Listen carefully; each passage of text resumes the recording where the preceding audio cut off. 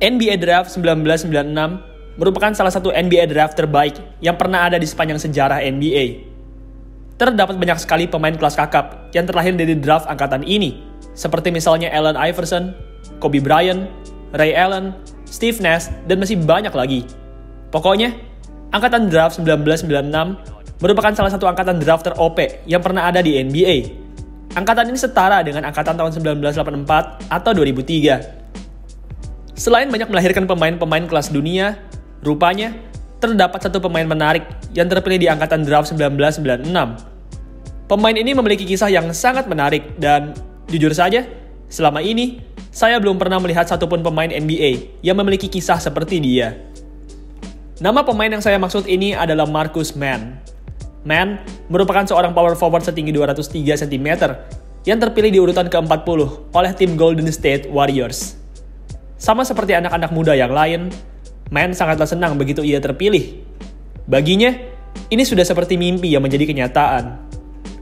Meski begitu, sesaat sebelum musim NBA dimulai, Mann berubah pikiran. Ia merasa bahwa NBA bukanlah jalannya, dan di saat itu juga, ia merasa bahwa ia harus keluar dari NBA.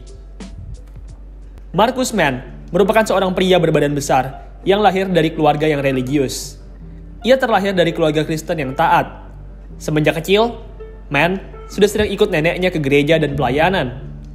Mann mengaku tidak mengerti apa-apa saat ia masih kecil. Meski begitu, ia tetap setia dan dengan senang hati mengikuti neneknya. Seiring berjalannya waktu, Mann menjadi anak yang religius. Mann tidak hanya religius saja, tapi ia juga pintar dan jago olahraga. Saat ia masih SMA, Mann dikenal sebagai salah satu anak terpintar dalam akademik. Mann juga terkenal sangat jago dalam basket. Saking jagonya, Mann saat itu masuk ke 5 besar sebagai pemain SMA terbaik di negara bagian Mississippi. Karena prestasi basket dan akademiknya yang bagus, usai lulus SMA, berbagai kampus di Amerika pun menawari Mann beasiswa. Dari sekian banyaknya tawaran, Mann memilih untuk berkuliah di East Central Community College. Mann tampil amat baik di East Central. Selama di sana, ia berhasil menjadi anak yang berprestasi baik itu dalam akademik dan olahraga. Saking cantiknya performanya dalam akademik dan olahraga, usai ia lulus, Mann sampai-sampai masuk ke dalam Hall of Fame kampusnya dalam bidang akademis dan olahraga. Mann rupanya hanya berkuliah selama 2 tahun di East Central.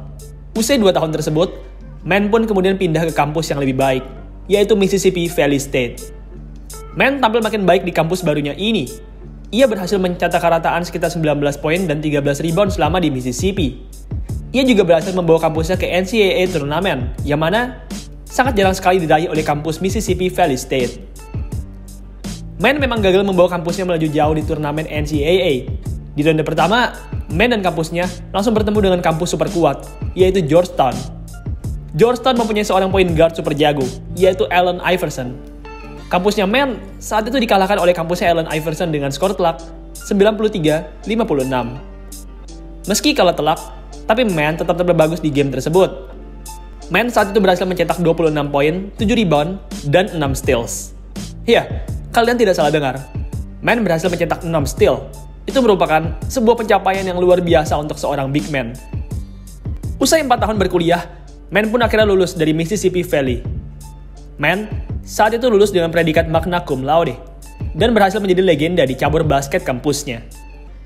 Setelah lulus, Mann pun kemudian masuk ke agensi dan mendaftarkan diri ke NBA Draft 1996. Saat itu, Mann terpilih di urutan ke-40 oleh tim Golden State Warriors. Mann memang hanya terpilih di urutan yang rendah, meski begitu, Warriors tetap berjanji untuk memberikan roster spot untuk Mann. Mann memiliki performa yang cantik di training camp dan preseason, oleh sebab itu, Warriors berani memberikan roster spot untuk Mann, bahkan meski Mann hanya terpilih di urutan yang rendah. Mann tampil amat baik di training camp dan preseason. Warriors saat itu sudah siap untuk mengontraknya, dan Mann pun sebentar lagi akan menjadi anak muda kaya raya yang terkenal. Meski begitu, beberapa hari sebelum musim reguler dimulai, Mann mengalami gejolak di pikirannya. Ia merasa bahwa NBA bukanlah jalan hidupnya. Mann memang tumbuh di keluarga yang religius, oleh sebab itu, ia selalu terpikirkan untuk berkarya di bidang religius dan kemanusiaan. Di sela-sela kebingungannya ini, Mann pun kemudian menelepon agennya. Mann berkata kepada agennya bahwa ia ingin mengundurkan diri dari NBA. Agen Man terkejut bukan main mendengar perkataan dari Man. Saking terkejutnya, saat menerima telepon tersebut, Agen Man sampai-sampai berkata seperti ini. Man, jangan kemana-mana dulu. Tunggu aku di sana. Jangan kemana-mana. Bagaimanapun, setelah dipikirkan matang-matang, Man akhirnya memutuskan untuk mengundurkan diri dari NBA. Sehari sebelum musim reguler dimulai, pada tanggal 31 November 1996, Man menghadap ke pelatih dan general manager Warriors. Ia saat itu berkata bahwa ia ingin mengundurkan diri dan merelakan semua gajinya. Sang pelatih dan general manager tidak bisa berbuat apa-apa. Mereka menghormati keputusan dari Man dan akhirnya Man pun resmi lepas dari Warriors dan NBA.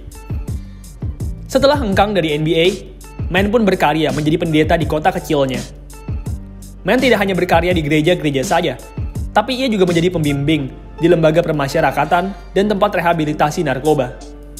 Man berfokus untuk menolong orang-orang yang terjerumus dalam hal-hal yang tidak benar, khususnya anak-anak muda yang terjerumus ke hal yang tidak benar. Man selalu berkata, ia kasihan dengan anak-anak muda ini. Anak-anak muda ini aslinya merupakan orang baik, hanya saja mereka tidak punya sosok orang tua yang mampu membimbing mereka. Dan Man, ia merasa punya kewajiban untuk menjadi ayah bagi anak-anak tersesat ini. Sampai saat ini, Man tidak sedikit pun menyesali keputusannya. Man sangat senang bisa menuntun orang-orang tersesat ke jalan yang benar. Man berkata, ia sangat senang ketika melihat seorang pencandu narkoba dapat berubah menjadi orang yang benar. Man sering bertemu dengan mantan anak didiknya yang tiba-tiba memeluknya dan berkata, "Mr. Man, terima kasih banyak. Aku selalu ingat dengan segala perkataanmu. Kini aku punya pekerjaan dan keluarga. Terima kasih, Mr. Man." Man memang akhirnya tidak berhasil menjadi seorang atlet yang terkenal dan kaya raya. Meski begitu, ia berhasil menolong banyak orang, dan baginya, itu merupakan suatu hal yang sangat ia syukuri dalam hidup.